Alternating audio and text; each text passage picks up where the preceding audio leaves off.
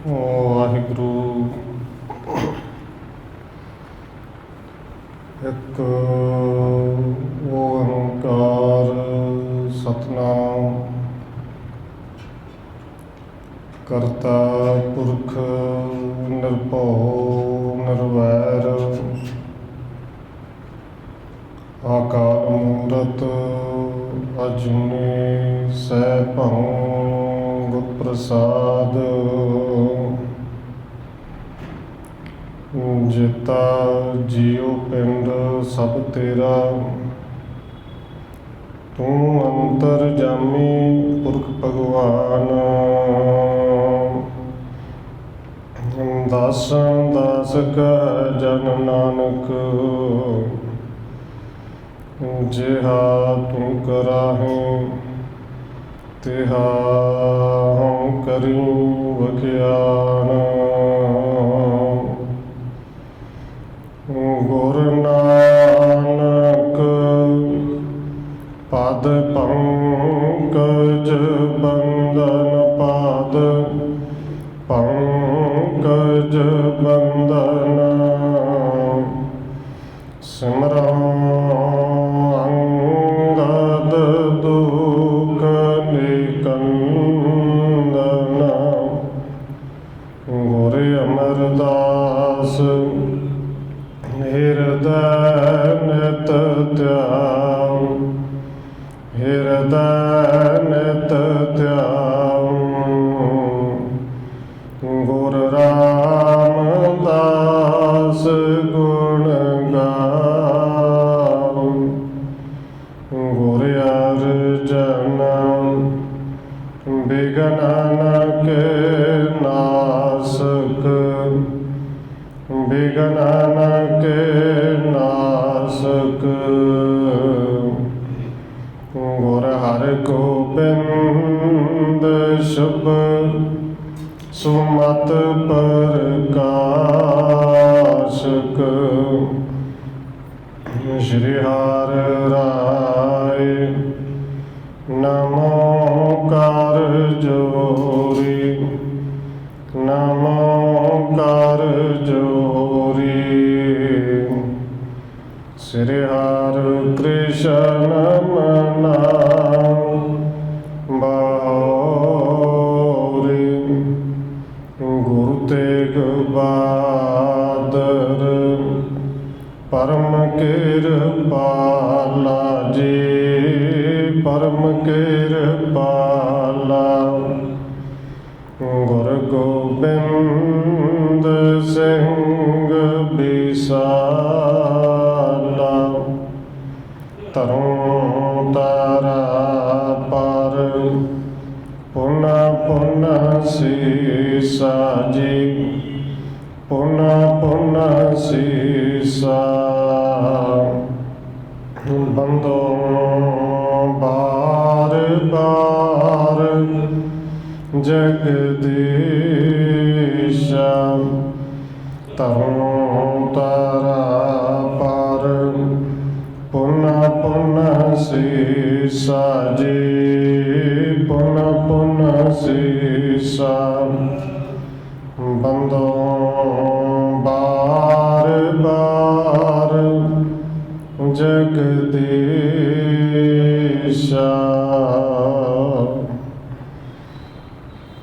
ਜਿਸ ਮੈਂ ਅੰਮ੍ਰਿਤ ਗਿਆਨ ਹੈ, ਮਾਣਕ ਭਗਤ ਬੈਰਾਗ।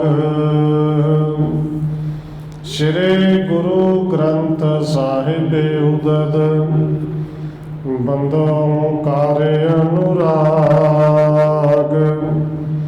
ਏਕ ਓੰਕਾਰ ਸਤਿਗੁਰੂ ਜੇ ਪ੍ਰਸਾਦ ਸਚ ਹੋਏ।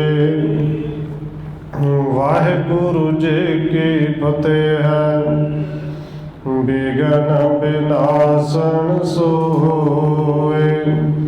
ਏਕ ਓੰਕਾਰ ਸਤਿਗੁਰੂ ਜੇ ਪ੍ਰਸਾਦ ਸਚ ਹੋਏ। ਵਾਹਿਗੁਰੂ ਜੀ ਕੀ ਫਤਿਹ ਹੈ, ਬਿਘਨ ਬਿਨਾਸਨ ਸੋਏ।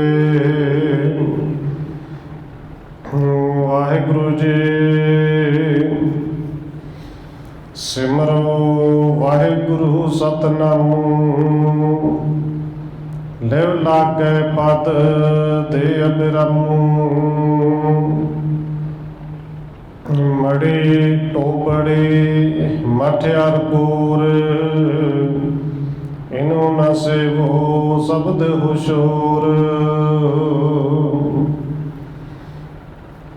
ਪਰਮ ਸਨਮਾਨਯੋਗ ਸਤਿਗੁਰੂ ਚਵਰ ਛਤਰ ਤਖਤ ਦੇ ਮਾਲਕ ਹਾਜ਼ਰਾ ਹਜੂਰ ਜਹਰਾ ਜਹੂਰ ਸ਼ਬਦ ਗੁਰੂ ਜੁਗੋਂ ਜੁਗ ਅਟਲ ਸਤਿਗੁਰੂ ਧੰਨ ਸ਼੍ਰੀ ਗੁਰੂ ਗ੍ਰੰਥ ਸਾਹਿਬ ਮਹਾਰਾਜ ਸੱਚੇ ਪਾਤਸ਼ਾਹ ਜੀ ਦੀ ਪਾਵਨ ਪਵਿੱਤਰ ਹਜ਼ੂਰੀ ਅੰਦਰ ਜੁੜ ਬੈਠੇ ਸਤਸੰਗੀ ਜਨੋ, ਆਪ ਜੀ ਵੱਡੇ ਭਾਗਾਂ ਵਾਲੇ ਹੋ ਜੋ ਸਤਿਕਾਰਯੋਗ ਧੰਨ ਮਾਤਾ ਰਾਜਕੌਰ ਜੀ ਦੇ ਪਾਵਨ ਅਸਥਾਨ ਗੁਰਦੁਆਰਾ ਮੰਜੀ ਸਾਹਿਬ ਵਿਖੇ ਸ਼ਾਮਾਂ ਦੇ ਦੀਵਾਨਾਂ ਦੀਆਂ ਹਾਜ਼ਰੀਆਂ ਭਰ ਰਹੇ ਹੋ। ਆਓ ਰੋਜ਼ਾਨਾ ਦੀ ਤਰ੍ਹਾਂ ਧੰਨ ਗੁਰੂ ਅਮਰਦਾਸ ਮਹਾਰਾਜ ਸੱਚੇ ਪਾਤਸ਼ਾਹ ਜੀ ਦੀ ਚੱਲ ਰਹੀ ਲੜੀਵਾਰ ਇਤਿਹਾਸ ਕਥਾ ਦੇ ਨਾਲ ਅਗਲੇਰੀ ਸਾਲ ਪਾਉਣ ਤੋਂ ਪਹਿਲਾਂ ਅਸੀਸ ਬਖਸ਼ਿਸ਼ ਕਰੋ ਜੀ। ਜਿਤਨੇ ਵੀ ਜੁੜ ਬੈਠੇ ਹੋ ਲਵਾਓ ਹਾਜ਼ਰੀ ਸਾਰਿਆਂ ਨੂੰ ਜੀ। ਵਾਹਿਗੁਰੂ ਜੀ ਕਾ ਖਾਲਸਾ, ਵਾਹਿਗੁਰੂ ਜੀ ਕੀ ਫਤਿਹ। ਗੋਪੇ ਦੂਸਰ ਰਾਮੂ ਮਹਿਤਾ ਮੋਹਣ ਮਲ ਅਮਰੂ ਕੇ ਸਹਤਾ। ਕਵਿਰਾਜ ਕਵੀ ਸੰਤੋਖ ਸਿੰਘ ਜੀ ਅੱਗੇ ਲਿਖ ਰਹੇ ਨੇ ਕਿ ਜਿਵੇਂ ਸਤਿਗੁਰੂ ਧੰਨ ਗੁਰੂ ਅਮਰਦਾਸ ਜੀ ਕਈ ਰੋਜ਼ ਤੋਂ ਸਿੱਖਾਂ ਨੂੰ ਉਪਦੇਸ਼ ਦੇ ਰਹੇ ਨੇ। ਸਤਿਗੁਰੂ ਜੀ ਦੇ ਚਰਨਾਂ ਦੇ ਵਿੱਚ ਸਿੱਖ ਆਉਂਦੇ ਨੇ ਔਰ ਕੋਈ ਕਿਸੇ ਤਰ੍ਹਾਂ ਦੀ ਮੰਗ ਲੈ ਕੇ ਆਉਂਦਾ ਹੈ ਔਰ ਬਹੁਤਿਆਂ ਦੀ ਮੰਗ ਇਹ ਹੈ ਕਿ ਅੰਦਰ ਦਾ ਜਿਹੜਾ ਟਿਕਾ ਮਿਲ ਜੇ, ਇਹ ਹੋਮੇ ਦੂਰ ਹੋ ਜੇ, ਭਗਤੀ ਕਿਵੇਂ ਕਰੀਏ। ਇਸ ਤਰ੍ਹਾਂ ਦੇ ਸਵਾਲ ਲੈ ਕੇ ਸਤਿਗੁਰੂ ਦੇ ਚਰਨਾਂ ਵਿੱਚ ਭਾਈ ਗੋਪੀ, ਦੂਸਰਾ ਭਾਈ ਰਾਮੂ ਤੇ ਤੀਸਰਾ ਭਾਈ ਮੋਹਣ ਮੱਲ ਜੀ, ਇਹਨਾਂ ਦੇ ਨਾਲ ਚੌਥਾ ਇੱਕ ਭਾਈ ਅਮਰੂ ਹੈ। ਇਹ ਚਾਰੇ ਜਾਣੇ ਗੁਰੂ ਸਾਹਿਬ ਦੇ ਚਰਨ ਵਿੱਚ ਆਏ ਨੇ। ਅੱਗੇ ਕਵੀ ਸੰਤੋਖ ਸਿੰਘ ਜੀ ਲਿਖਦੇ ਨੇ ਜਿਵੇਂ ਗੁਰੂ ਸਾਹਿਬ ਜੀ ਨੇ ਇਹਨਾਂ ਨੂੰ ਉਪਦੇਸ਼ ਦਿੱਤਾ ਹੈ। ਚਾਰੋਂ ਆਏ ਲੱਗੇ ਗੁਰ ਚਰਨੀ, ਕਰ ਜੋਰਤ ਕਹਿ ਰਾਖੋ ਸ਼ਰਣੀ। ਇਹ ਚਾਰੇ ਗੁਰੂ ਸਾਹਿਬ ਦੇ ਚਰਨ ਸ਼ਰਨ ਵਿੱਚ ਆਏ ਨੇ ਔਰ ਹੱਥ ਜੋੜ ਕੇ ਕਹਿੰਦੇ ਨੇ ਸਤਿਗੁਰੂ ਜੀ ਆਪਣੀ ਸ਼ਰਨ ਦੇ ਵਿੱਚ ਰੱਖ ਲਓ। ਬਿਰਦ ਗਰੀਬ ਨਿਵਾਜ ਤੁਮਾਰਾ, ਉਪਦੇਸ਼ੋ ਜਿਵ ਹੋਏ ਉਧਾਰਾ। ਸਤਿਗੁਰੂ ਜੀ ਤੁਸੀਂ ਗਰੀਬਾਂ ਨੂੰ ਨਿਵਾਜਣ ਵਾਲੇ ਹੋ, ਤੁਹਾਡਾ ਨਾਮ ਗਰੀਬ ਨਿਵਾਜ ਹੈ ਔਰ ਆਪ ਜੀ ਦਾ ਬਿਰਦ ਹੈ। ਜਿਹੜਾ ਉਹ ਕੋਈ ਸ਼ਰਨ ਵਿੱਚ ਆਵੇ ਉਹਨੂੰ ਸ਼ਰਨ ਵਿੱਚ ਰੱਖ ਲੈਂਦੇ ਹੋ, ਉਹਨਾਂ ਦਾ ਉਧਾਰ ਕਰਦੇ ਹੋ। ਸ੍ਰੀ ਗੁਰ ਅਮਰਦਾਸ ਤਬ ਕਹਿਓ, ਹੋਮੈ ਕਰ ਬੰਧਨ ਕੋ ਲਹਿਓ। ਸਤਿਗੁਰੂ ਜੀ ਨੇ ਇਹਨਾਂ ਚਾਰਾਂ ਨੂੰ ਵੀ ਉਪਦੇਸ਼ ਦਿੱਤਾ ਭਾਈ ਅਸਲ ਵਿੱਚ ਜਿਹੜੇ ਬੰਧਨਾਂ ਤੋਂ ਤੁਸੀਂ ਛੁੱਟਣਾ ਚਾਹੁੰਦੇ ਹੋ ਨਾ, ਇਹ ਬੰਧਨ ਸਾਰੇ ਪੈ ਕੇਵਲ ਹੋਮੇ ਕਰਕੇ ਨੇ। ਹੋਮੇ ਦੇ ਬੰਧਨ ਨੇ। ਅਣਹੋਵਤ ਹੀ ਇਹ ਬਣਿਆਈ, ਬੁਰੀ ਬਲਾਏ ਸਭਨ ਲਪਟਾਈ। ਸਤਿਗੁਰੂ ਜੀ ਕਹਿੰਦੇ ਨੇ ਹੋਮੇ ਇੱਕ ਇਵੇਂ ਦੀ ਬੁਰੀ ਬਲਾ ਹੈ ਕਿ ਜਿਹਨੂੰ ਕਿਹਾ ਜਾਂਦਾ ਖਾਹ ਮਖਾਈ ਅਣਹੋਂਦੀ, ਬਿਪਤਾ ਗਲ ਦੇ ਵਿੱਚ ਪਾਉਣ ਵਾਲੀ ਗੱਲ ਹੈ। ਹੋਮੇ ਇਵੇਂ ਦੀ ਬਲਾ ਹੈ। ਪਰਮੇਸ਼ਰ ਕੋ ਦੇ ਤੁ ਭੁਲਾਏ, ਅਣਹੋਵਤ ਦੁੱਖ ਦੇ ਸਮੁਦਾਏ। ਇਹ ਖਾਮਖਾਹ ਦੀ ਪਈ ਹੋਈ ਬਿਪਤਾ ਹੋਮੇ ਵਾਲੀ ਔਰ ਖਾਮਖਾਹ ਦੇ ਦੁੱਖ ਦਿੰਦੀ ਹੈ। ਜਿਹੜਾ ਦੁੱਖ ਬੰਦੇ ਨੂੰ ਹੁੰਦਾ ਨਹੀਂ ਪਰ ਆਉਣ ਵਾਲੇ ਸਮੇਂ ਨੂੰ ਵਿਚਾਰ ਕੇ ਦੁਖੀ ਹੋਈ ਜਾਂਦਾ ਹੈ। ਇਹ ਹੋਮੇ ਇੱਕ ਇਵੇਂ ਦੀ ਬੁਰੀ ਬਲਾ ਹੈ, ਰੱਬ ਨੂੰ ਭੁਲਾ ਕੇ ਰੱਖਦੀ ਹੈ। या ते इसको दीजे त्यागे प्रभ के संग गंढ तब लागे। इस करके सतगुरु कहते हैं भाई इस होमे नूं तो बिल्कुल त्याग दे, तां प्रभु के नाम के नाल गंढ पैनी है। होमे जाएगी ਤਾਂ ਅੰਦਰ ਆ ਕੇ ਨਾਮ ਟਿਕਣਾ ਹੈ। ਚਾਰੋ ਸੁਣਪਣ ਸਤਿਗੁਰ ਪੁੱਛੇ, ਕਿਮ ਇਸ ਤੇ ਹਮ ਹੋਵੇਂ ਸ਼ੂਸ਼ੇ। ਸਤਿਗੁਰ ਜੀ ਇਹ ਸੁਣਿਆ ਤੇ ਪਹਿਲੋਂ ਵੀ ਹੈ ਕਿ ਹਉਮੈ ਛੱਡ ਦਈਏ ਤੇ ਨਾਮ ਮਿਲ ਜਾਂਦਾ ਹੈ, ਪਰ ਸਤਿਗੁਰ ਜੀ ਕਿਰਪਾ ਕਰੋ ਇਸ ਹਉਮੈ ਤੋਂ ਖਾਲੀ ਕਿਵੇਂ ਹੋਈਏ, ਇਸ ਹਉਮੈ ਨੂੰ ਛੱਡੀਏ ਕਿਵੇਂ। ਮੁਸ਼ਕਿਲ ਤੇ ਇਹ ਕਿ ਹਉਮੈ ਛੱਡੀ ਨਹੀਂ ਜਾਂਦੀ। ਕਹਿਓ ਕਿ ਜਾਨੋ ਤਨ ਕੋ ਪੂਰਾ, ਬਿਨ ਸਹਿ ਹੋਏ ਸਮਾ ਜਬ ਪੂਰਾ। ਸਤਿਗੁਰ ਜੀ ਕਹਿੰਦੇ ਨੇ ਭਾਈ ਹਉਮੈ ਨੂੰ ਛੱਡਣਾ ਹੈ ਨਾ, ਬਸ ਮੌਤ ਨੂੰ ਹਰ ਵੇਲੇ ਚਿੱਤੇ ਰੱਖ। ਇਹ ਜਿਹੜਾ ਤਨ ਹੈ ਸਰੀਰ, ਇਹਨੂੰ ਬਿਲਕੁਲ ਸੱਚ ਜਾਣ ਲਓ, ਸਮਝ ਲਓ ਕਿ ਇਹ ਝੂਠਾ ਹੈ। ਜਦੋਂ ਵੀ ਇਹਦਾ ਸਮਾਂ ਪੂਰਾ ਹੋਣਾ ਇਸ ਸਰੀਰ ਨੇ ਨਾਸ ਹੋ ਜਾਣਾ, ਇਹਨੇ ਨਹੀਂ ਰਹਿਣਾ।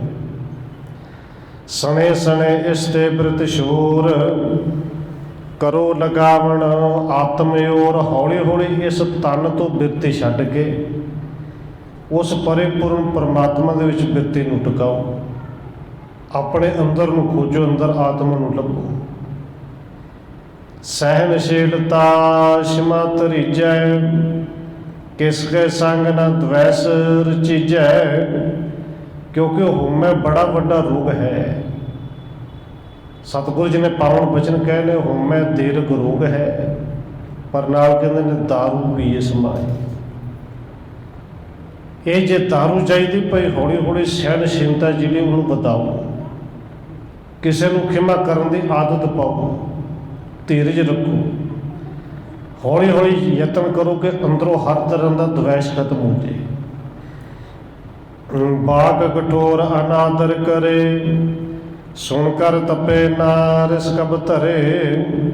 ਸਤਿਗੁਰੂ ਜੀ ਕਹਿੰਦੇ ਨੇ ਭਾਈ ਤੁਹਾਡਾ ਕੋਈ ਅਨਾਦਰ ਕਰ ਜੇ, ਤੁਹਾਨੂੰ ਕੋਈ ਮਾੜੇ ਬੋਲ ਜੇ, ਪੁੱਠਾ ਬੋਲ ਜੇ, ਤੇ ਉਹਨੂੰ ਸੁਣ ਕੇ ਤਪਿਆ ਨਾ ਕਰੋ, ਕਿਉਂਕਿ ਅਗਲਾ ਤੇ ਪਹਿਲੋਂ ਤਪਿਆ ਹੋਇਆ ਹੈ। ਜਿਹੜਾ ਪੁੱਠਾ ਬੋਲ ਰਿਹਾ ਉਹ ਤਾਂ ਪਹਿਲੋਂ ਸੜਿਆ ਪਿਆ ਅੰਦਰੋਂ, ਔਰ ਉਹ ਡੱਬੇ ਦੇ ਇੱਕ ਤੀਲ ਦੀ ਤਰ੍ਹਾਂ ਹੈ। ਦੇਖੋ ਤੇਲੇ ਅੱਗ ਕਦੋਂ ਲਾਉਂਦੀ ਹੈ? ਤੇਲੇ ਪਹਿਲੋਂ ਆਪਣਾ ਮੂੰਹ ਸਾੜਦੇ ਫਿਰ ਅੱਗੇ ਅੱਗ ਲਾਉਂਦੀ ਹੈ। ਭਾਈ ਉਹਦੇ ਪਹਿਲੋਂ ਸੜੇ ਹੋਏ ਨੇ, ਉਹ ਤਪੇ ਹੋਏ ਨੇ। ਉਹਨਾਂ ਤਪਿਆ ਹੋਇਆਂ ਦੀਆਂ ਗੱਲਾਂ ਸੁਣ ਕੇ ਤੁਸੀਂ ਨਹੀਂ ਤਪਣਾ। ਔਰ ਜਿਹੜਾ ਵਾਧਾ ਹੁੰਦਾ ਅੱਗੇ ਵਾਧਾ ਇੱਥੋਂ ਹੀ ਹੈ ਕਿ ਇੱਕ ਪਾਸੇ ਤੇ ਅੱਗ ਲੱਗੀ ਤੇ ਦੂਸਰਾ ਵੀ ਸੜ ਜੇ। ਅੱਗ ਉੱਧਰ ਵੀ ਲੱਗ ਜੇ ਫਿਰ ਤੇ ਪਟਾਕੇ ਪੈਣੇ ਨੇ, ਫਿਰ ਤੇ ਭਾਂਬੜ ਬਣਨੇ ਨੇ। ਤੁਸੀਂ ਧੀਰਜ ਰੱਖਣਾ, ਤੁਸੀਂ ਤਪਣਾ ਨਹੀਂ। ਸੁਣ ਉਪਦੇਸ਼ ਕਰਨ ਸੋ ਲਾਗੇ, ਅੰਤਰ ਬ੍ਰਿਤੀ ਧਰੇ ਬੜ ਭਾਗੇ। ਵੱਡੇ ਭਾਗਾਂ ਵਾਲੇ ਸਨ ਸਿੱਖ ਕਿ ਜਿਹੜੇ ਗੁਰੂ ਸਾਹਿਬ ਤੋਂ ਆ ਕੇ ਕੇਵਲ ਪੁੱਛਦੇ ਹੀ ਨਹੀਂ ਸਨ ਕਿ ਹਉਮੈ ਕਿਵੇਂ ਛੱਡੀਏ, ਕੇਵਲ ਸੁਣਦੇ ਨਹੀਂ ਸਨ। ਗੁਰੂ ਸਾਹਿਬ ਤੋਂ ਪੁੱਛ ਕੇ ਸੁਣ ਕੇ ਉਹਨੂੰ ਜੀਵਨ ਦੇ ਵਿੱਚ ਲਾਗੂ ਵੀ ਕਰਦੇ ਸਨ। ਗੁਰੂ ਕੇ ਵੱਡੇ ਭਾਗਾਂ ਵਾਲੇ ਸਭ ਉਸੇ ਤਰ੍ਹਾਂ ਕਰਨ ਲੱਗੇ। ਗੰਗੋ ਅਪਰ ਸਹਾਰੂ ਭਾਰੂ, ਕਰ ਬੰਧਨ ਬੈਠੇ ਦੁਖਿਆਰੂ। ਇਸੇ ਤਰ੍ਹਾਂ ਸਤਿਗੁਰੂ ਦੇ ਚਰਨਾਂ ਦੇ ਵਿੱਚ ਤਿੰਨ ਸਿੱਖ ਹੋਰ ਆਏ, ਜਿਨ੍ਹਾਂ ਦਾ ਨਾਂ ਕਵੀ ਸੰਤੋਖ ਸਿੰਘ ਜੀ ਲਿਖਦੇ ਨੇ, ਗੰਗੂ, ਸਹਾਰੂ ਤੇ ਭਾਰੂ। ਸਹਾਰੂ ਭਾਰੂ ਇੱਕ ਨਾਮ ਵੀ ਲਿਖਿਆ ਗਿਆ ਹੈ। ਇਹ ਗੁਰੂ ਸਾਹਿਬ ਦੇ ਚਰਨਾਂ ਦੇ ਵਿੱਚ ਆ ਕੇ ਬੈਠੇ, ਨਮਸਕਾਰ ਕੀਤੀ। ਤਿੰਨ ਕੋ ਪੇ ਉਪਦੇਸ਼ਨ ਕੀਨ, ਵੰਡ ਖਾਹੋ ਧਰ ਭਾਉ ਪ੍ਰਬੇਨ। ਇਹਨਾਂ ਸਿੱਖਾਂ ਨੂੰ ਇਹ ਗੁਰੂ ਸਾਹਿਬ ਨੂੰ ਉਪਦੇਸ਼ ਦਿੱਤਾ। ਸਤਿਗੁਰੂ ਜੀ ਕਹਿੰਦੇ ਨੇ ਭਾਈ ਵੰਡ ਖਾਹੋ ਧਰ ਭਾਉ ਪ੍ਰਬੇਨ, ਇਹ ਵੰਡ ਕੇ ਛਕਿਆ ਕਰੋ, ਕਿਰਤ ਕਰਿਆ ਕਰੋ। ਲੋੜਵੰਦ ਨੂੰ ਦੇ ਕੇ ਵੰਡ ਕੇ ਬਾਅਦ ਵਿੱਚ ਆਪ ਛਕਿਆ ਕਰੋ। ਮਦਰ ਗਿਰਾ ਸਭ ਸੰਗ ਉਚਾਰੋ, ਕਹਿਣ ਕਠੋਰ ਨਹੀਂ ਰਿਸ ਧਾਰੋ। ਇਹਨਾਂ ਨੂੰ ਗੁਰੂ ਸਾਹਿਬ ਜੀ ਕਹਿੰਦੇ ਨੇ ਭਾਈ ਸਾਹਿਬ ਦੇ ਨਾਲ ਮਿੱਠਾ ਬੋਲਣਾ ਹੈ, ਕਿਸੇ ਨਾਲ ਮਾੜਾ ਨਹੀਂ ਬੋਲਣਾ। ਕਹਿਣ ਕਠੋਰ ਨਹੀਂ ਰਿਸ ਧਾਰੋ, ਨਾ ਕਿਸੇ ਨੂੰ ਬੁਰਾ ਬੋਲਣਾ ਹੈ, ਕਠੋਰ ਬੋਲਣਾ ਹੈ, ਨਾ ਕਦੇ ਕਿਸੇ ਤੇ ਗੁੱਸਾ ਕਰਨਾ ਹੈ। ਗੁਰ ਸੰਗ ਗੁਰ ਸਿੱਖਣ ਕੋ ਪ੍ਰਥਮ ਚਾਵੋ, ਸ਼ੇਸ਼ ਰਹਿ ਭੋਜਨ ਤੁਮ ਖਾਵੋ।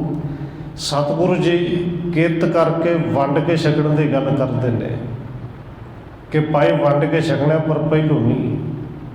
ਕਹਿੰਦੇ ਗੁਰ ਸਿੱਖਣ ਕੋ ਪ੍ਰਥਮ ਜਾਪੋ, ਹੋ ਸਕੇ ਗੁਰੂ ਸਿੱਖਾਂ ਨੂੰ ਪਹਿਲੋਂ ਛਕਾਓ, ਬਾਅਦ ਵਿੱਚ ਆਪ ਛਕੋ। ਮਹਾ ਪਵਿੱਤਰ ਹੋਤ ਹੈ ਸੋਏ, ਸਿੱਖਣ ਪਿੱਛੇ ਅਚਿਤ ਜੋਏ। ਸਤਿਗੁਰੂ ਜੀ ਕਹਿੰਦੇ ਨੇ ਭਾਈ ਉਹ ਪਵਿੱਤਰ ਨਹੀਂ, ਮਹਾ ਪਵਿੱਤਰ ਹੁੰਦੇ ਨੇ ਅਸਲ ਵਿੱਚ ਜਿਹੜੇ ਗੁਰੂ ਕੇ ਸਿੱਖਾਂ ਨੂੰ ਪਹਿਲੋਂ ਛਕਾਉਣ, ਬਾਅਦ ਵਿੱਚ ਪੂਜਨ ਆਪ ਛਕਣ। ਸਿਮਰੋ ਵਾਹਿਗੁਰੂ ਸਤਨਾਮੁ, ਲਿਵ ਲਾਗੇ ਪਦ ਦੇ ਅਬਰਾਮੁ। ਤੇ ਸਤਿਗੁਰੂ ਜੀ ਕਹਿੰਦੇ ਨੇ ਭਾਈ ਵਾਹਿਗੁਰੂ ਦਾ ਸਿਮਰਨ ਨਹੀਂ ਛੱਡਣਾ, ਕਿਰਤ ਕਰਨੀ ਹੈ, ਵੰਡ ਕੇ ਛਕਣਾ, ਗੁਰੂ ਗੁਰੂ ਕਰਦੇ ਰਹਿਣਾ ਹੈ।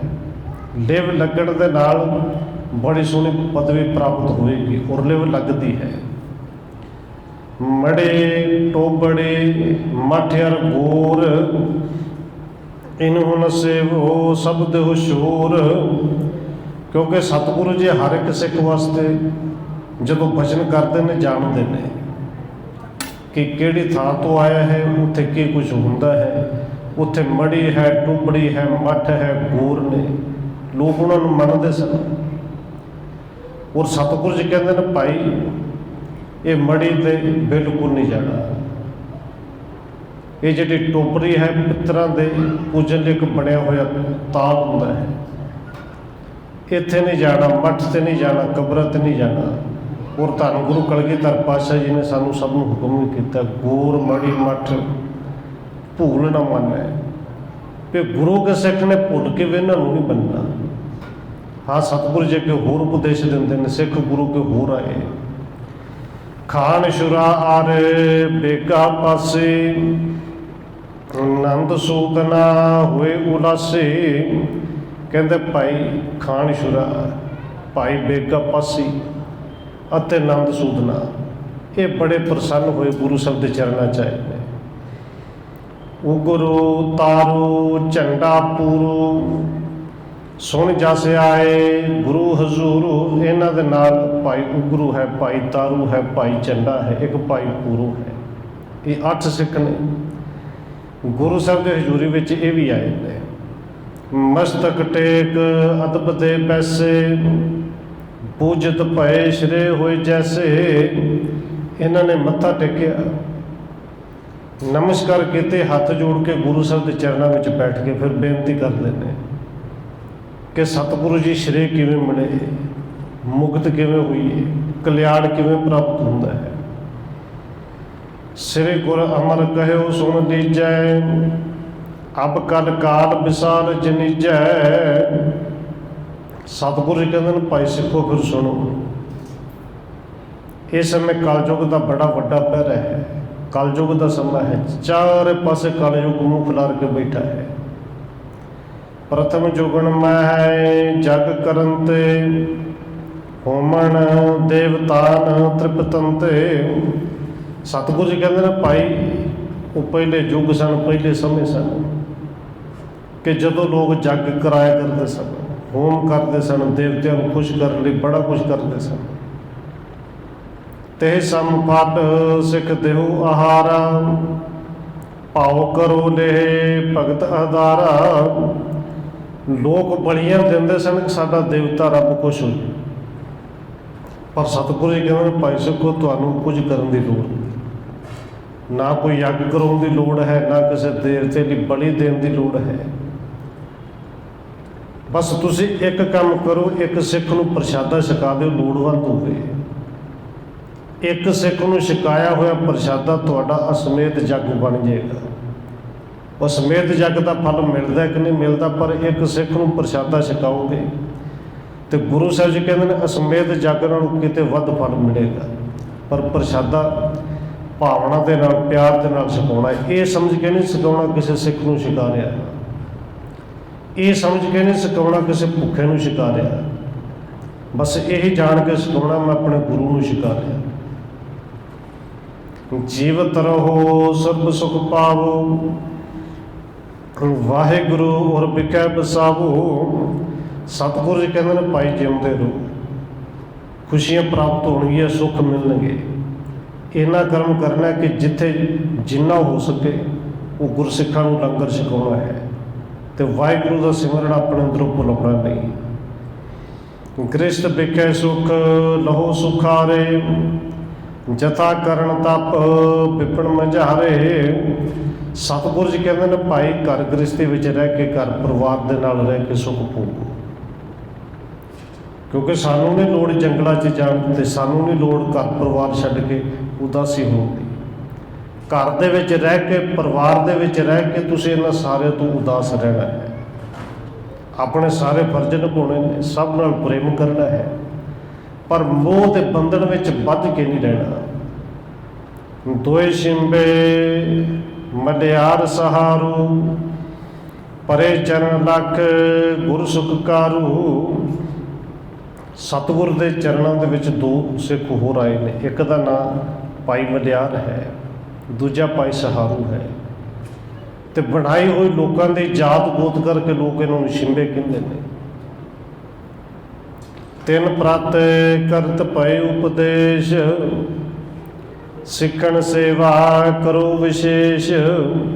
ਹੁਣ ਇਹਨਾਂ ਨੇ ਜਦੋਂ ਆ ਕੇ ਨਮਸਕਾਰ ਕੀਤੇ, ਗੁਰੂ ਸਾਹਿਬ ਜੀ ਨੇ ਇਹਨਾਂ ਨੂੰ ਉਪਦੇਸ਼ ਦਿੱਤਾ ਤੇ ਜਿਵੇਂ ਦਾ ਕਰਮ ਕਰਦੇ ਸਨ, ਕੰਮ ਕਰਦੇ ਸਨ, ਉਸੇ ਤਰ੍ਹਾਂ ਦਾ ਉਪਦੇਸ਼ ਦਿੰਦੇ ਨੇ ਗੁਰੂ ਸਾਹਿਬ ਜੀ। ਕਿਉਂਕਿ ਆਪ ਜੀ ਜਾਣਦੇ ਹੋ ਨੇ ਸਮਾਂ ਦੇ ਵਿੱਚ ਇਹ ਬਹੁਤਾ ਕੰਮ ਹੁੰਦਾ ਸੀ ਕਿ ਦਰਜੀ ਦਾ ਕੰਮ ਕਰਨਾ, ਕੱਪੜੇ ਸਿਉਣੇ, ਲੋਕਾਂ ਦੇ ਘਰਾਂ 'ਚ ਪਾਣੀ ਭਰਨਾ, ਉੱਥੇ ਜਾ ਕੇ ਸੇਵਾ ਕਰਨੀ। ਔਰ ਇਵੇਂ ਦੇ ਕਰਮ ਜਿਹੜੇ ਕਰਦੇ ਸਨ, ਗੁਰੂ ਸਾਹਿਬ ਜੀ ਕਹਿੰਦੇ ਭਾਈ ਇਹਨੂੰ ਸੇਵਾ ਸਮਝ ਕੇ ਕਰ ਲਓ। ਗੁਰੂ ਨੇ ਉਪਦੇਸ਼ ਦਿੱਤਾ ਕਿ ਸਿੱਖਾਂ ਦੇ ਸੇਵਾ ਕਮਾਓ ਭਾਈ, ਜਿਹੜਾ ਤੁਸੀਂ ਕਿੱਤਾ ਕਰਦੇ ਹੋ, ਕੰਮ ਕਰਦੇ ਹੋ, ਤੁਹਾਡਾ ਕੰਮ ਹੀ ਧਰਮ ਬਣ ਜਾਏਗਾ। ਸੇਵੋ ਬਸਤਰ ਅੰਗ ਪਹਿਰਾਵੋ, ਹੋਏ ਮਲੇਨ ਜੇ ਮੈਲ ਗਵਾਵੋ। ਕੱਪੜੇ ਸਿਉਣੇ, ਕੱਪੜੇ ਧੋਣੇ, ਪਾਣੀ ਭਰਨਾ, ਇਹ ਤੇ ਕਰਦੇ ਹੋ। ਗੁਰੂ ਸਾਹਿਬ ਜੀ ਕਹਿੰਦੇ ਨੇ ਲੋੜਵੰਦ ਆਉਣ, ਉਹਨਾਂ ਨੂੰ ਬਸਤਰ ਸੀ ਕੇ ਦਿਓ, ਉਹਨਾਂ ਤੋਂ ਸਵਾਈ ਨਾ ਲਓ। ਇੱਥੋਂ ਤੱਕ ਕਿ ਗੁਰੂ ਕੇ ਸਿੱਖਾਂ ਦੀ ਸੇਵਾ ਕਰੋ, ਕਿਸੇ ਦੇ ਕੱਪੜੇ ਮੈਲੇ ਨੇ ਉਹ ਕੱਪੜੇ ਧੋ ਦਿਓ। ਹੋਏ ਮਲੀਨ ਜੇ ਮੈਲ ਗਵਾਵੋ, ਕਿਉਂਕਿ ਸਾਰਾ ਕੁਝ ਪੈਸੇ ਕਰਕੇ ਤੇ ਕਰਦੇ ਨੇ। ਤੇ ਗੁਰੂ ਸਾਹਿਬ ਜੀ ਕਹਿੰਦੇ ਨੇ ਇਹਨੂੰ ਭਾਈ ਪੈਸੇ ਕੋਈ ਦੇਵੇ ਵੀ ਤੇ ਉਹ ਭਾਵਨਾ ਦੇ ਨਾਲ ਕੋਈ ਦਵੇ ਤੇ ਲੈ ਵੀ ਲਵੋ, ਮੰਗ ਕੇ ਨਹੀਂ ਲੈਣੇ।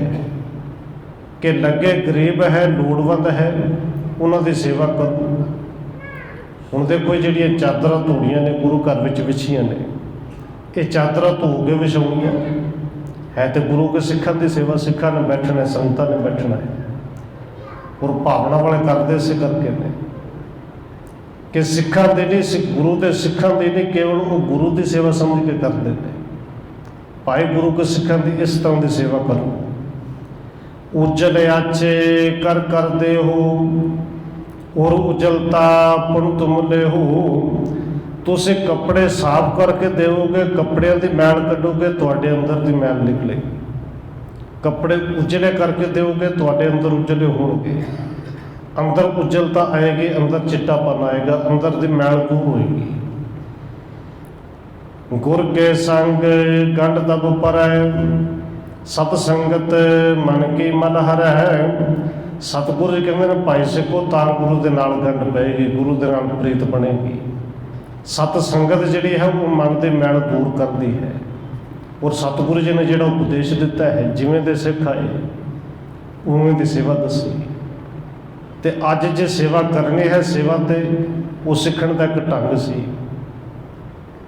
ਹੁਣ ਕੋਈ ਦਵਾਈਆਂ ਦਾ ਕੰਮ ਜਾਣਦਾ ਹੈ, ਕੋਈ ਡਾਕਟਰ ਹੈ, ਉਹ 2 ਘੰਟੇ ਜੋੜੇ ਘਰ ਦੇ ਵਿੱਚ ਖਲੋ ਕੇ ਜੋੜਿਆਂ ਦੀ ਸੇਵਾ ਕਰੀ ਜਾਏ ਤੇ ਇਹ ਕਹੇ ਕਿ ਮੈਂ ਬੜੀ ਵੱਡੀ ਸੇਵਾ ਕਰ ਲਈ, ਪਰ ਗੁਰੂ ਸਾਹਿਬ ਜੀ ਇਹਨੂੰ ਵੱਡੀ ਸੇਵਾ ਨਹੀਂ ਮੰਨਦੇ। ਭਾਈ ਤੂੰ ਡਾਕਟਰ ਹੈ, ਦਵਾਈਆਂ ਜਾਣਨਾ ਹੈ, ਤੇਰੇ ਕੋਲ 4 ਪੈਸੇ ਨੇ, ਤੂੰ ਦਵਾਈਆਂ ਫ੍ਰੀ ਵੀ ਦੇ ਸਕਣਾ ਹੈ। ਜਿਹੜੇ 2 ਘੰਟੇ ਜੋੜੇ 'ਚ ਬੈਠਣਾ, ਕਿਤੇ ਉਹ ਤੂੰ ਗੁਰੂ ਘਰ ਵਿੱਚ ਹੀ ਆ ਕੇ ਬੈਠ ਜਾ, ਕਿਤੇ ਇਵੇਂ ਦੀ ਥਾਂ ਤੇ ਬੈਠ ਜਾ ਜਿੱਥੇ ਲੋੜਵੰਦ ਆਉਣ, ਉਹਨਾਂ ਤੋਂ ਪੈਸਾ ਨਾ ਲਵੇ। 2 ਘੰਟੇ ਬੈਠ ਕੇ ਗੁਰੂ ਦੀ ਸੇਵਾ ਸਮਝ ਕੇ ਉਹੀ ਸੇਵਾ ਕਰਨਾ ਹੈ।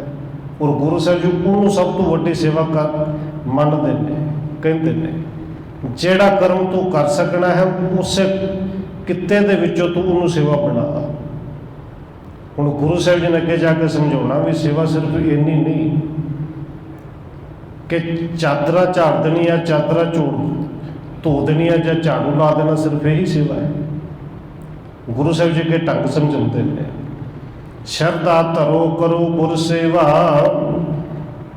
ਸਿਮਰੋ ਨਾਮ ਜੋ ਦੇਵਨ ਦੇਵਾ। ਸਤਿਗੁਰੂ ਜੀ ਕਹਿੰਦੇ ਨੇ ਜਿਹੜਾ ਗੁਰੂ ਦੇਵਾਂ ਦਾ ਦੇਵ ਹੈ ਭਾਈ, ਸ਼ਰਧਾ ਧਾਰ ਕੇ ਸਿੱਖਾਂ ਦੀ ਸੇਵਾ ਵੀ ਕਰੋ, ਉਸ ਗੁਰੂ ਦਾ ਸਿਮਰਨ ਵੀ ਕਰੋ। ਇੱਕ ਪਾਤਾ ਬੁਲਾ ਜਿਸ ਨਾਮ, ਨਮੋ ਠਾਣੇ ਆਇਓ ਗੁਰ ਸ਼ਾਮ। ਇਸੇ ਤਰ੍ਹਾਂ ਧੰਨ ਗੁਰੂ ਅਮਰਦਾਸ ਮਹਾਰਾਜ ਜੀ ਡੱਲੇ ਪਿੰਡ ਵਿੱਚ ਹੀ ਨੇ। ਇੱਥੇ ਇੱਕ ਪਾਂਧਾ ਆਇਆ ਹੈ ਜਿਹਦਾ ਨਾਮ ਬੁੱਲਾ ਹੈ। ਇਹਨੇ ਆ ਕੇ ਸਤਿਗੁਰ ਦੇ ਚਰਨਾਂ 'ਚ ਨਮਸਕਾਰ ਕੀਤੀ, ਹੱਥ ਜੋੜ ਕੇ ਗੁਰੂ ਸਾਹਿਬ ਦੇ ਚਰਨਾਂ 'ਚ ਇਹਨੇ ਬੇਨਤੀ ਕੀਤੀ, ਕਹਿਤ ਭਇਓ ਸੇਵਾ ਨਹਿ ਹੋਏ, ਤਿਜ ਕੋ ਜਾਨ ਕਰਾਏ ਨਾ ਕੋਏ। ਹੁਣ ਇਹ ਵੀ ਸੇਵਾ ਉਸੇ ਨੂੰ ਸਮਝਦਾ ਸੀ ਜਿਵੇਂ ਅਸੀਂ ਸਮਝ ਲੈਂਦੇ ਹਾਂ ਕਿ ਜਿਹੜੀਆਂ ਸਾਡੀਆਂ ਡਿਊਟੀਆਂ ਲੱਗੀਆਂ ਨੇ, ਔਰ ਬਹੁਤ ਸਾਰੇ ਐਸੇ ਮਿਲਦੇ ਨੇ ਆਪਣੀ ਡਿਊਟੀ ਭਾਵੇਂ ਅਸੀਂ ਨਾ ਕਰੀਏ ਪਰ ਦੂਜੀ ਸੇਵਾ ਕਰਨੀ ਕਿ ਲੋਕ ਵੇਖਣਗੇ, ਪ੍ਰਬੰਧਕ ਦੇਖਣਗੇ, ਚਾਦਰਾਂ ਝਾੜਨੀਆਂ ਨੇ, ਟਾਟ ਵਿਛਾਉਣੇ ਨੇ, ਲੰਗਰ ਦੇ ਵਿੱਚ ਜਾ ਕੇ ਸੇਵਾ ਕਰਨੀ, ਬਿਲਕੁਲ ਸੇਵਾ ਹੈ। ਪਰ ਜਿਹੜੇ ਸਾਡੀ ਡਿਊਟੀ ਲੱਗੀ ਇਹ ਕੋਈ ਸੇਵਾ ਛੋਟੀ ਤਾਂ ਨਹੀਂ ਨਾ ਭਾਈ।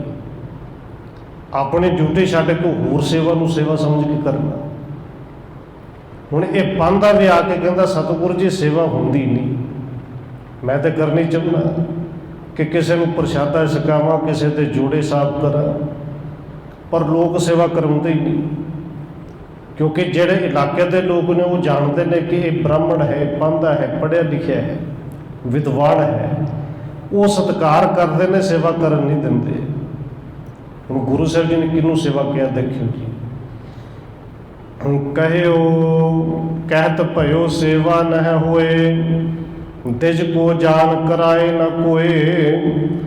ਜਿਸ ਪ੍ਰਕਾਰ ਹੋਏ ਮਮ ਕਲਿਆਣ, ਕਰੋ ਆਪ ਉਪਦੇਸ਼ ਬਖਾਣ।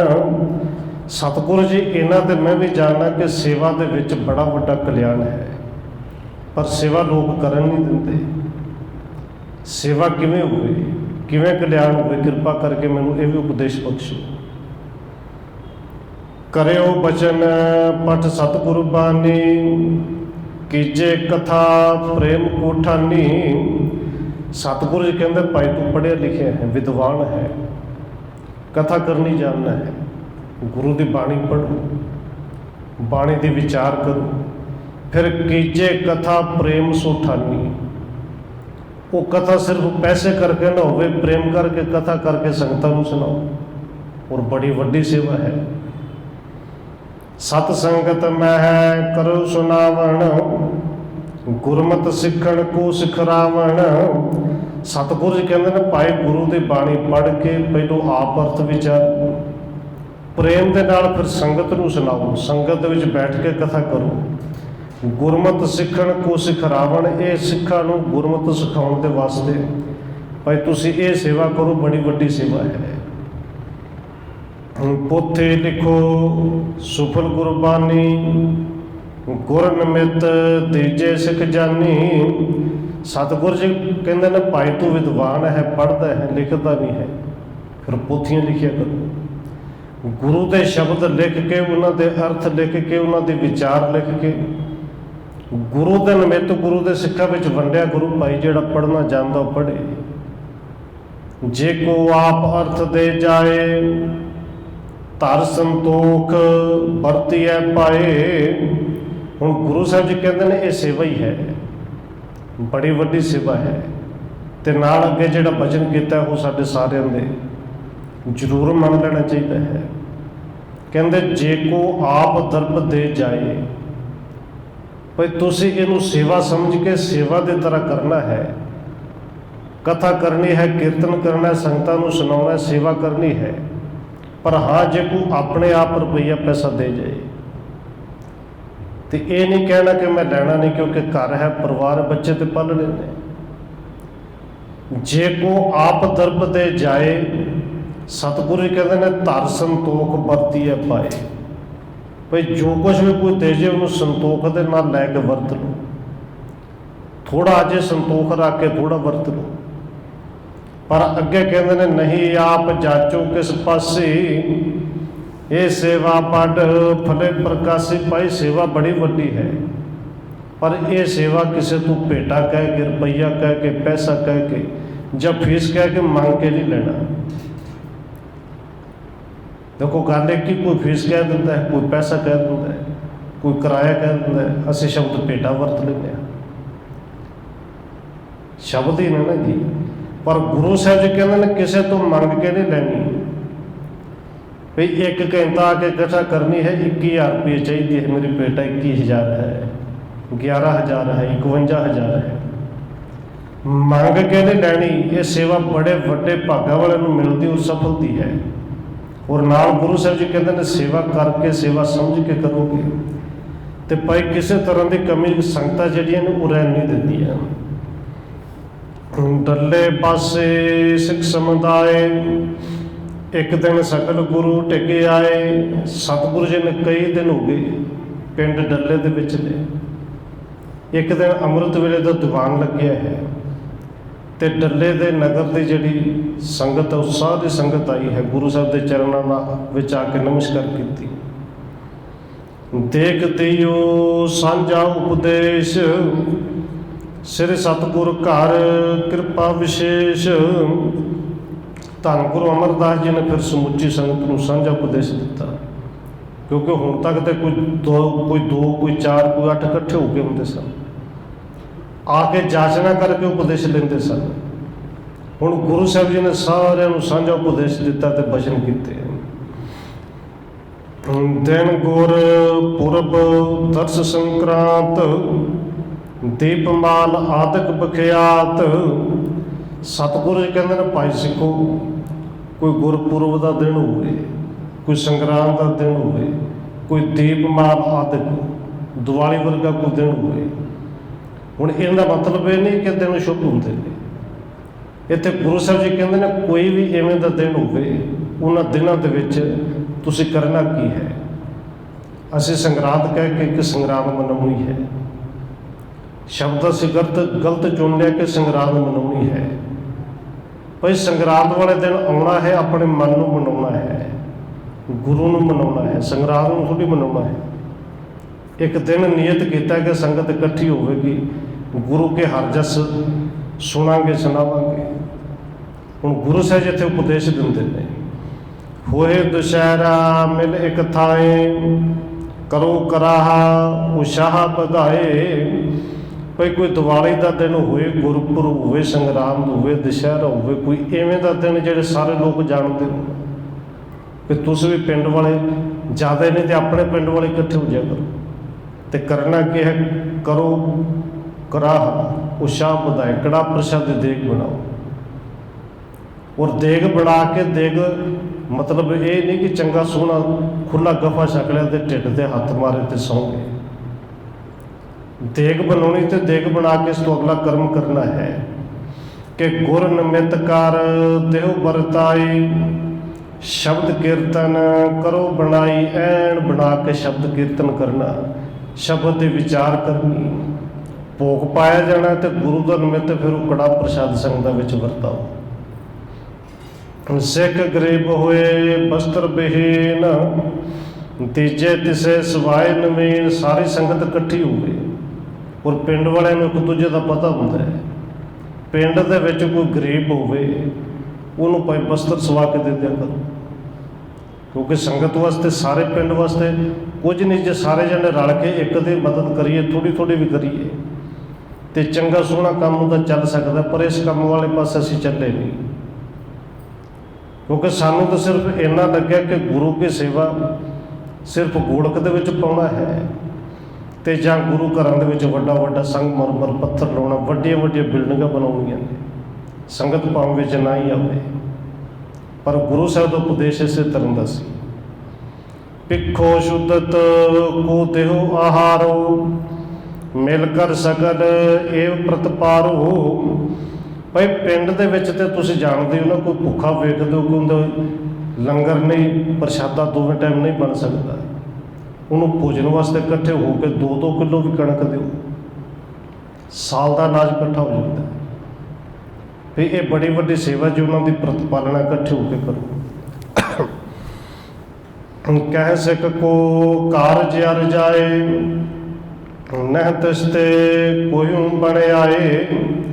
ਕਿਸੇ ਸਿੱਖ ਦਾ ਕੋਈ ਕਾਰਜ ਅੜ ਜੇ, ਰੁਪਈਏ ਪੈਸੇ ਕਰਕੇ, ਕਿਸੇ ਵੀ ਤਰੀਕੇ ਕਰਕੇ ਕਾਰਜ ਅੜ ਜੇ, ਬੰਦਿਆਂ ਦੀ ਲੋੜ ਹੈ। ਹੁਣ ਮੰਨ ਲਓ ਕੋਈ ਭਾਰਾ ਕੰਮ ਹੈ, ਇਕੱਲੇ ਤੋਂ ਨਹੀਂ ਹੋ ਸਕਦਾ, 8-10-20 ਬੰਦਿਆਂ ਦੀ ਲੋੜ ਹੈ, ਉਹਨੂੰ ਰੁਪਈਏ ਪੈਸੇ ਦੀ ਲੋੜ ਹੈ। ਕਿਸੇ ਨੇ ਧੀ ਦਾ ਵਿਆਹ ਰੱਖਿਆ, ਕੋਈ ਵੀ ਕੰਮ ਅੜ ਜੇ ਤੇ ਸਤਿਗੁਰੂ ਜੀ ਕਹਿੰਦੇ ਨੇ ਭਾਈ ਮਿਲ ਕੇ ਉਹਦਾ ਕਾਰਜ ਰਸ ਕਰੋ।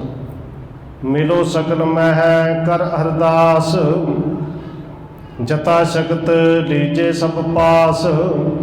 ਸਾਰੇ ਸੰਗਤ ਇਕੱਠੇ ਹੋ ਕੇ ਪਹਿਲੋਂ ਉਸ ਸਿੱਖ ਦਾ ਜਿਹੜਾ ਕਾਰਜ ਅੜਿਆ ਉਹਦੇ ਲਈ ਗੁਰੂ ਦੇ ਚਰਨਾਂ 'ਚ ਅਰਦਾਸ ਕਰੋ। ਭਾਈ ਇਹ ਦਿਨ ਤੇ ਇਕੱਠੇ ਹੋਣਾ ਹੀ ਹੈ, ਕੜਾਹ ਪ੍ਰਸ਼ਾਦੀ ਦੇਗ ਬਣਨੀ ਹੈ। ਕਹਿੰਦੇ ਮਿਲੋ ਸਕਲ ਮੈਂ ਕਰ ਅਰਦਾਸ, ਸਾਰਿਆਂ ਦੇ ਵਿੱਚ ਉਸ ਸਿੱਖ ਲਈ ਅਰਦਾਸ ਕਰੋ। ਤੇ ਇਕੱਲੀ ਅਰਦਾਸ ਨਹੀਂ, ਫਿਰ ਕਹਿੰਦੇ ਜਥਾ ਸ਼ਕਤ ਲੀਜੇ ਸਭ ਪਾਸ। ਸੰਗਤ ਇਕੱਠੀ ਹੋਣੀ, ਜਥਾ ਸ਼ਕਤ ਸਾਰਿਆਂ ਤੋਂ ਕਹਿਣਾ ਲਿਆਓ ਭਾਈ, ਜਿੰਨੀ ਜਿੰਨੀ ਸਿੱਖ ਵਾਸਤੇ ਸੇਵਾ ਕਰ ਸਕਦੇ ਹੋ, ਹਿੱਸਾ ਪਾ ਸਕਦੇ, ਪਾਓ, ਸਾਰੇ ਤੋਂ ਲਓ। ਇਕੱਠੋ ਕਾਰ ਧਨ ਦੇਵੋ ਤਿਸ ਤਾਈ, ਜਿਸ ਤੇ ਕਾਰਜ ਕੋ ਬਣੇ ਜਾਈ। ਕਿਉਂਕਿ ਉਹ ਜਿੰਦਾ ਕਾਰਜ ਰੁਕਿਆ, ਸਿੱਖ ਨੂੰ ਨਾ ਮੰਗਣਾ ਪਏ। ਵੀ ਤੁਸੀਂ ਆਪ ਹੀ ਜਾਣ ਕੇ ਇੱਕ ਦੂਜੇ ਨੂੰ ਇਕੱਠੇ ਹੋ ਕੇ ਸਾਰਿਆਂ ਤੋਂ ਮਾਇਆ ਇਕੱਠੀ ਕਰਕੇ, ਧਨ ਇਕੱਠਾ ਕਰਕੇ ਉਸ ਸਿੱਖ ਨੂੰ ਦਿਓ, ਉਹਦਾ ਕਾਰਜ ਰਸ ਹੋ ਜਾਏ। ਇਹ ਰੇਤ ਨਿਜ ਵਿਖੇ ਚਲਾਵੋ, ਕਰੋ ਜੋਰ ਸ਼ੁਭ ਦਿਨ ਜਪ ਪਾਵੋ। ਔਰ ਸਤਿਗੁਰੂ ਜੀ ਕਹਿੰਦੇ ਨੇ ਬਸ ਇਹ ਰੀਤ ਆਪਣੇ ਨਗਰਾਂ ਦੇ ਵਿੱਚ, ਆਪੋ ਆਪਣੇ ਨਗਰਾਂ ਵਿੱਚ ਚਲਾ। ਕਿਉਂਕਿ ਇੱਕ ਪਿੰਡ ਇਸ ਮਰਿਆਦਾ ਨੂੰ, ਰੀਤ ਦਾ ਅਰਥ ਮਰਿਆਦਾ ਹੀ ਨਾ, ਜੇ ਇਸ ਮਰਿਆਦਾ ਨੂੰ ਸਮਝ ਲਏ ਤੇ ਇੱਕ ਇੱਕ ਪਿੰਡ ਆਪਣੇ ਆਪਣੇ ਪਿੰਡ ਨੂੰ ਸਵਰਗ ਬਣਾ ਸਕਦਾ ਹੈ। ਪਿੰਡ ਦੇ ਵਿੱਚ ਕੋਈ ਐਸਾ ਨਹੀਂ ਜਿਹੜਾ ਭੁੱਖਾ ਸੌਵੇ, ਕਿਉਂਕਿ ਪਿੰਡਾਂ ਦੇ ਵਿੱਚ ਭਾਵੇਂ ਕੋਈ ਬਹੁਤ ਧਨਾਢ ਨਾ ਵੀ ਹੋਵੇ, ਪਰ ਜਦੋਂ ਸੰਗਤ ਇਕੱਠੀ ਹੁੰਦੀ, ਸੰਗਤ ਦੇ ਵਿੱਚ ਰੱਬ ਆਪ ਵਸਦਾ ਹੈ। ਭਾਈ ਇਹ ਰੀਤ ਆਪੋ ਆਪਣੇ ਸਾਰੇ ਨਗਰਾਂ ਪਿੰਡਾਂ ਦੇ ਵਿੱਚ ਚਲਾਓ। ਪੁੱਤਰ ਪੁੱਤਰੇ ਹੋਣੇ ਤੁਮਾਰੇ, ਕਰੇ ਕਾਰ ਇਸ ਰੀਤੇ ਸਾਰੇ। ਭਾਈ ਤੁਹਾਡੇ ਅੱਗੇ ਪੁੱਤਰ ਹੋਣਗੇ, ਪੋਤਰੇ ਹੋਣਗੇ, ਰੀਤ ਐਸੀ ਚਲਾ ਦਿਓ, ਮਰਿਆਦਾ ਬਣਾ ਦਿਓ ਕਿ ਉਹ ਸਾਰੇ ਇਸੇ ਤਰ੍ਹਾਂ ਦਾ ਕਾਰਜ ਕਰਨ। ਪਰ ਇਹ ਮਰਿਆਦਾ ਕਿਤੇ ਹੁਣ ਦਿਸਦੀ ਨਹੀਂ, ਨਜ਼ਰ ਨਹੀਂ ਆਉਂਦੀ। ਕੁਝ ਕੁ ਪਿੰਡ ਅੱਜ ਵੀ ਨੇ, ਕਿਉਂਕਿ ਗੁਰੂ ਸਾਹਿਬ ਦੀ ਸਿੱਖਿਆ ਤੇ ਜਿਹੜੇ ਚੱਲਦੇ ਨੇ ਅੱਜ ਵੀ ਨੇ। ਇਹ ਕਹਿ ਦਈਏ ਕਿ ਭਾਵੇਂ ਉਹ ਪੰਥ ਉਹਨਾਂ ਨੇ ਕੋਈ ਆਪਣਾ ਅੱਡ ਬਣਾ ਲਿਆ, ਅੱਡ ਰਹਿੰਦੇ ਨੇ, ਪਰ ਐਸੇ ਮਿਲਦੇ ਨੇ ਕਿ ਉਸ ਪੰਥ ਦੇ ਨਾਂ 'ਤੇ ਜਾਂ ਆਪਣੇ ਧਰਮ ਦੇ ਨਾਂ 'ਤੇ ਉਹ ਇਕੱਠੇ ਕਰਕੇ ਇੱਕ ਦੂਜੇ ਦੀ ਮਦਦ ਜ਼ਰੂਰ ਕਰਦੇ ਨੇ। ਇਹ ਰਹਿਰਾਸ ਕਦੀਮੀ ਚੱਲੇ, ਸਿੱਖੀ ਧਰੇ ਮਹਾ ਸੁਖ ਮਿਲੇ। ਸਤਿਗੁਰੂ ਜੀ ਕਹਿੰਦੇ ਨੇ ਇੱਥੇ ਰਹਿਰਾਸ ਦਾ ਅਰਥ ਵੀ ਮਰਿਆਦਾ ਹੈ, ਰੀਤ ਦਾ ਅਰਥ ਵੀ ਮਰਿਆਦਾ ਹੈ। ਕਿ ਭਈ ਐਸੀ ਮਰਿਆਦਾ ਬਣਾ ਦਿਓ ਕਿ ਇਹ ਮਰਿਆਦਾ ਜਿਹੜੀ ਸਦੀਵੀਂ ਸਦਾ ਹੀ ਚੱਲਦੀ ਰਹੇ, ਅੱਗੇ ਤੱਕ ਚੱਲਦੀ ਰਹੇ, ਬੜਾ ਵੱਡਾ ਸੁੱਖ ਮਿਲੇਗਾ। ਧਰ ਸ਼ਰਦਾ ਗਾਵੇਂ ਗੁਰਬਾਨੀ, ਪਰਾ ਲਬਤ ਜਿਨ ਹੋਏ ਮਹਾਨੀ। ਸਤਿਗੁਰੂ ਜੀ ਕਹਿੰਦੇ ਨੇ ਭਾਈ ਐਸੀ ਮਰਿਆਦਾ ਬਣਾ ਦੋਗੇ, ਆਪਣੇ ਪੁੱਤ ਪੁੱਤਰ ਉਹਨਾਂ ਨੂੰ ਗੁਰਬਾਣੀ ਪੜ੍ਹਨੀ ਸਿਖਾਓ, ਉਹਨਾਂ ਨੂੰ ਬਾਣੀ ਸੁਣਾਓ ਕਿ ਪਰਾ ਲਬਤ ਬੜੇ ਵੱਡੇ ਇਹਦੇ 'ਚ ਵੀ ਖੁਸ਼ੀ ਮਿਲੇਗੀ, ਬੜੇ ਵੱਡੇ ਭਾਗ ਜਾਗਣਗੇ। ਇਹ ਰੀਤ ਬਣਿਆ ਦੋ ਕਿ ਪੁੱਤ ਆਨਾ ਸੁਖਮਨੀ ਸਾਹਿਬ ਦਾ ਪਾਠ ਕਰਨ ਲੱਗਿਆ, ਨਹੀਂ ਸਾਰਾ ਸੁਣਨਾ, ਇੱਕ ਅਸ਼ਟਪਦੀ ਸੁਣ ਜਾ, ਅੱਧੇ ਸੁਣ ਜਾ। ਮੈਂ ਜਪਜੀ ਸਾਹਿਬ ਦਾ ਪਾਠ ਕਰਨ ਲੱਗਿਆ, ਪੁੱਤਰ ਆ ਨਹੀਂ ਸਾਰਾ, ਤੇ ਘੱਟੋ ਘੱਟ ਮੂਲ ਮੰਤਰ ਸੁਣ ਜਾ। ਕਿਉਂਕਿ ਜਿਵੇਂ ਦੇ ਬੱਚੇ ਨੂੰ ਤੇ ਮਰਿਆਦਾ ਸੇ ਜਿਵੇਂ ਦੀ ਸਿਖਾ ਦਾਂਗੇ, ਬੱਚੇ ਉਸ ਪਾਸੇ ਚੱਲਦੇ ਨੇ। ਭਾਵੇਂ ਅਸੀਂ ਕਹੀ ਜਾਈਏ ਕਿ ਬੱਚੇ ਗੱਲ ਨਹੀਂ ਮੰਨਦੇ, ਇਸ ਦੇ ਵਿੱਚ ਕਸੂਰ ਜੇ ਅਸੀਂ ਵਿਚਾਰ ਕਰੀਏ ਤਾਂ ਕਿਤੇ ਨਾ ਕਿਤੇ ਸਾਡਾ ਆਪਣਾ ਹੀ ਹੈ। ਇਹ ਗੁਰੂ ਸਾਹਿਬ ਜੀ ਕਹਿੰਦੇ ਪਰ ਰੀਤ ਚਲਾ ਦਿਓ, ਮਰਿਆਦਾ ਚਲਾ ਦਿਓ। ਅਸ ਉਪਦੇਸ਼ ਸਭਨ ਕੋ ਕਰਕੇ, ਗੁਣ ਸਿਖਰਾਏ ਅਗੁਰ ਪਰ ਹਰ ਕੈ। ਕਹਿੰਦੇ ਇਸ ਤਰ੍ਹਾਂ ਗੁਰੂ ਸਾਹਿਬ ਜੀ ਨੇ ਸਾਰਿਆਂ ਨੂੰ ਸਾਂਝਾ ਉਪਦੇਸ਼ ਕੀਤਾ, ਅਵਗੁਣਾਂ ਨੂੰ ਦੂਰ ਕਰਕੇ ਗੁਰੂ ਸਾਹਿਬ ਜੀ ਗੁਣ ਸਿਖਾਉਂਦੇ ਨੇ। ਗੋਬਿੰਦਵਾਲ ਗੁਰੂ ਚਲ ਆਏ, ਸੇਵਕ ਸੰਗ ਇਹ ਸਮੁਦਾਏ। ਕਈ ਦਿਨ ਤੋਂ ਬਾਅਦ ਸਤਿਗੁਰੂ ਧੰਨ ਗੁਰੂ ਅੰਗਦ ਦੇਵ ਮਹਾਰਾਜ ਜੀ ਫਿਰ ਵਾਪਸ ਗੋਬਿੰਦਵਾਲ ਸਾਹਿਬ ਆਏ। ਸਿੱਖ ਸੰਗਤਾਂ ਕੁਝ ਗੋਬਿੰਦਵਾਲ ਸਾਹਿਬ ਤੋਂ ਨਾਲ ਗਈਆਂ ਸਨ, ਉਹ ਨਾਲ ਲਈਆਂ ਨੇ। ਗੋਬਿੰਦਵਾਲ ਸਾਹਿਬ ਵੀ ਇਸੇ ਤਰ੍ਹਾਂ ਗੁਰੂ ਕੇ ਸਿੱਖ ਆਉਂਦੇ ਨੇ। ਨਿਕਟ ਬਸੇ ਪੂਰਬ ਬੜ ਭਾਗੇ, ਸਤਨਾਮ ਸੋ ਉਰ ਲਿਵ ਲਾਗੇ। ਕਈ ਆਉਂਦੇ ਨੇ, ਆ ਕੇ ਦਰਸ਼ਨ ਕਰਕੇ ਘਰਾਂ ਨੂੰ ਚਲੇ ਜਾਂਦੇ ਨੇ। ਕਈਆਂ ਦੇ ਵੱਡੇ ਭਾਗ ਕੇ ਗੁਰੂ ਸਾਹਿਬ ਦੇ ਚਰਨਾਂ ਦੇ ਵਿੱਚ ਹੀ ਹਮੇਸ਼ਾ ਲਈ ਰਹਿ ਕੇ ਸੇਵਾ ਕਰਦੇ ਨੇ। ਕੁਝ ਦਿਨ ਰਹਿੰਦੇ ਨੇ, ਸੇਵਾ ਕਰਦੇ ਨੇ, ਫਿਰ ਘਰਾਂ ਨੂੰ ਜਾਂਦੇ ਨੇ। ਧੰਨ ਧੰਨ ਗੁਰ ਅਮਰ ਉਚਾਰੈ, ਅੰਤਰ ਬਿਰਤੇ ਬੈਠ ਨਿਤ ਧਾਰੈ। ਔਰ ਜਿਹੜਾ ਵੀ ਸਿੱਖ ਇੱਥੇ ਆਉਂਦਾ ਹੈ, ਬਸ ਉਹਨਾਂ ਦੇ ਮੁੱਖਾਂ ਦੇ ਵਿੱਚੋਂ ਇੱਕੋ ਹੀ ਗੱਲ ਨਿਕਲਦੀ ਹੈ, ਧੰਨ ਸਤਿਗੁਰੂ, ਧੰਨ ਗੁਰੂ ਅਮਰਦਾਸ ਜੀ। ਬਿਰਤੇ ਨੂੰ ਇੱਕ ਥਾਂ 'ਤੇ ਟਿਕਾਉਂਦੇ ਨੇ। ਇੱਥੇ ਕਵਿਰਾਜ ਨੇ ਇਹ ਅਧਿਆਇ ਵੀ ਖਤਮ ਕੀਤਾ, ਸਮੇਂ ਦੀ ਵੀ ਸਮਾਪਤੀ ਹੈ। ਆਓ ਹੋਈਆਂ ਫੁੱਲਾਂ ਦੀ ਕਿਮਾ ਰਸਨਾਂ ਦੇ ਨਾਲ 1-2 ਮਿੰਟ ਹਾਜ਼ਰੀ ਲਵਾਈਏ, ਫਿਰ ਸਮਾਪਤੀ ਹੈ ਜੀ। ਵਾਹਿਗੁਰੂ ਵਾਹਿਗੁਰੂ ਵਾਹਿਗੁਰੂ ਵਾਹਿਗੁਰੂ।